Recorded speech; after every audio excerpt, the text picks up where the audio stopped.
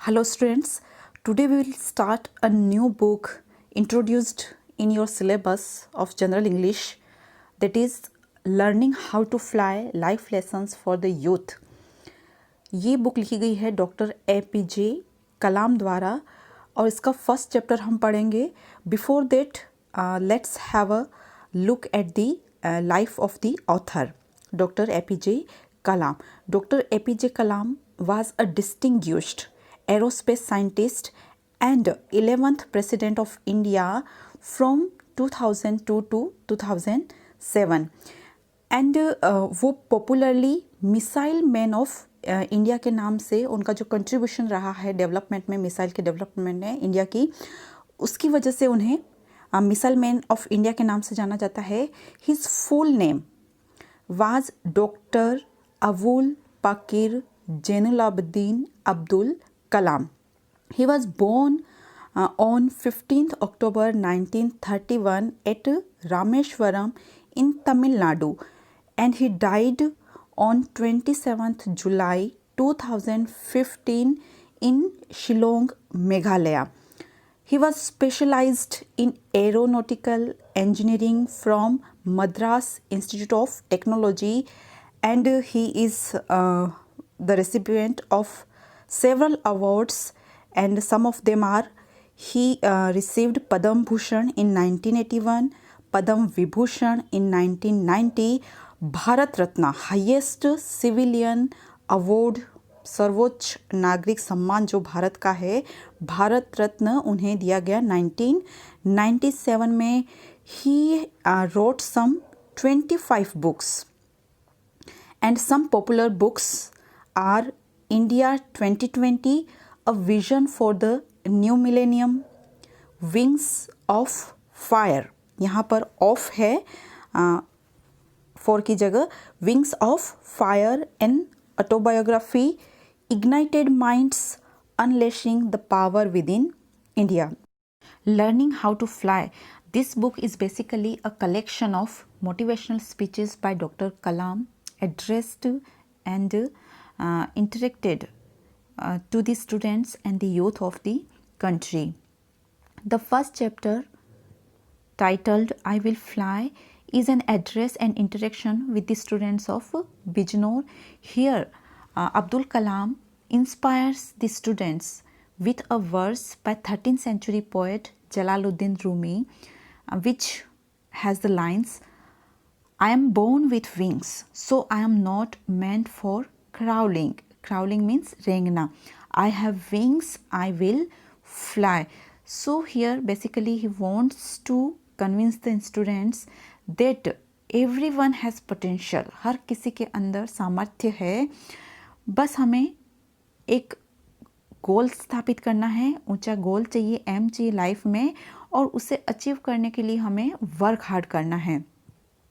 और इसीलिए वो 3 स्टेप्स देते हैं to achieve goals and to fly in life.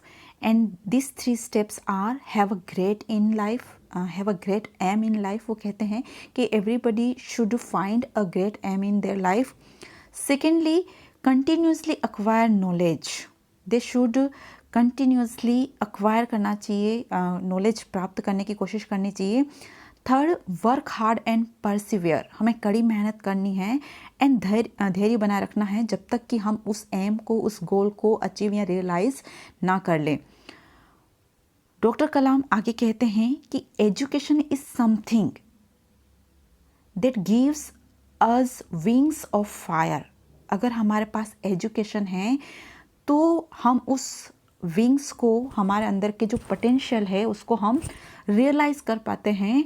And which leads to knowledge, which leads to the gain of the knowledge. And knowledge के बाद हम, knowledge makes us fly as doctors, engineers and scientists, etc.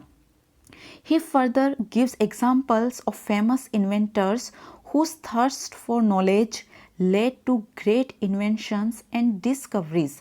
यहाँ वो students को inspire करते हैं कि कैसे कुछ व्यक्तियों की थर्स्ट फॉर जो नॉलेज थी, जो क्यूरियोसिटी थी, it led to great invention and discoveries जिनका हम अभी बेनिफिट उठा रहे हैं, जैसे कि electric bulb.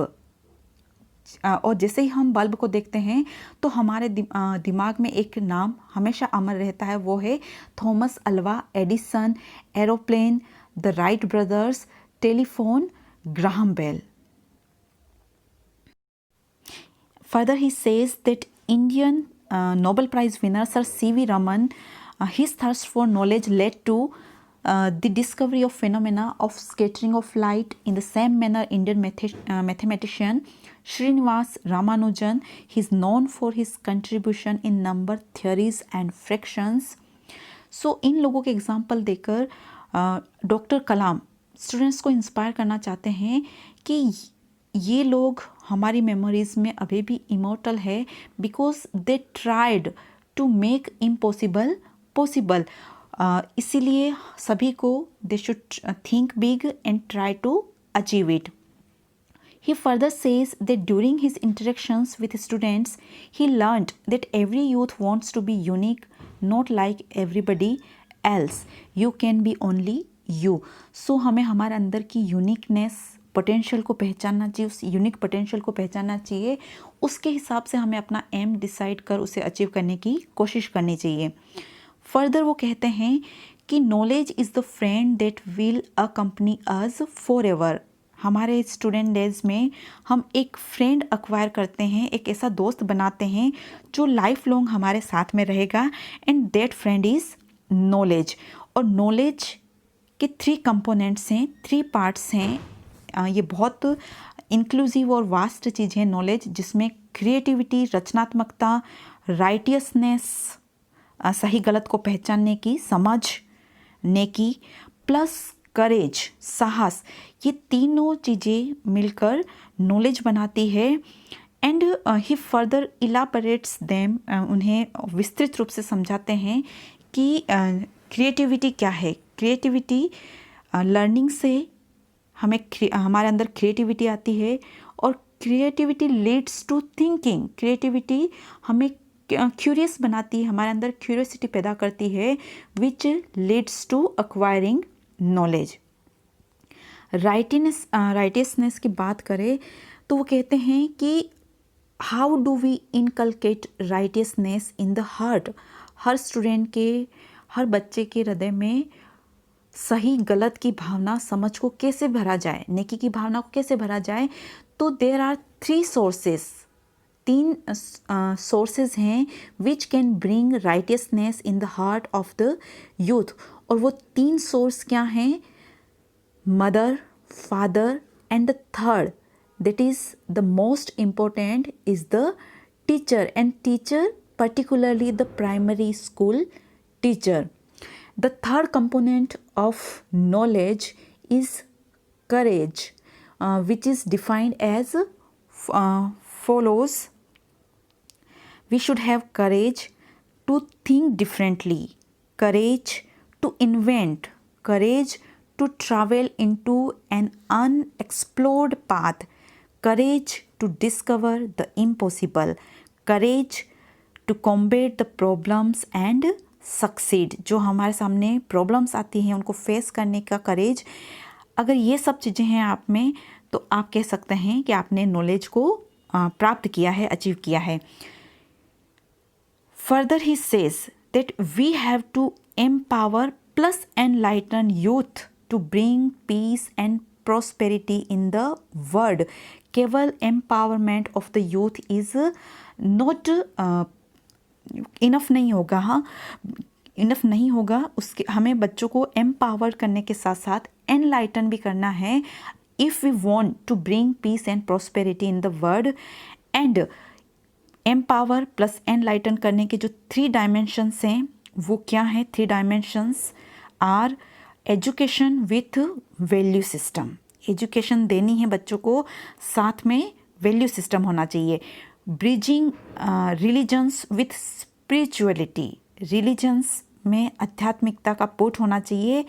And inclusive development, हमें बच्चे का ओवरऑल डेवलपमेंट करेंगे, इमोशनल, फिज़िकल, स्पिरिचुअल डेवलपमेंट होगा उसका। तो संसार में पीस एंड प्रॉस्पेरिटी आएंगे, they will turn into good citizen, और संसार में पीस एंड प्रॉस्पेरिटी आएगी। Make students to promise him, and में वो स्टूडेंट्स से प्रॉमिस लेते हैं, और उस प्रॉमिस के कुछ पॉइंट्स हैं जो कि इस प्रकार हैं। I will have a goal and work hard to achieve that goal. I realise that aiming small is a crime. वो स्टूडेंट से प्रॉमिस लेते हैं कि aiming small is a crime. I will work with integrity and succeed with integrity. I will be a good member of my family, a good member of the society, a good member of the nation, and a good member of the world. I will always try to save or better someone's life without any discrimination of caste, creed, language, religion, or community.